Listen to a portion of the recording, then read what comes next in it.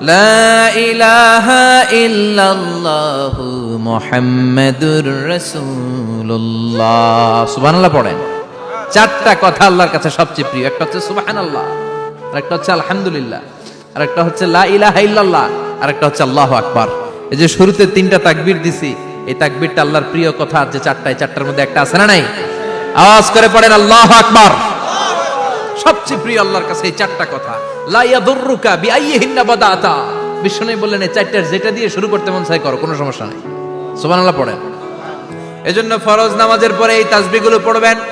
আব্দুল্লাহ ইবনে আমর ইবনে আস তিনি বর্ণনা করেন, আমি বিশ্বনবীকে আঙ্গুলের গিরা দিয়ে এই তাসবিহগুলো পড়তে দেখেছি।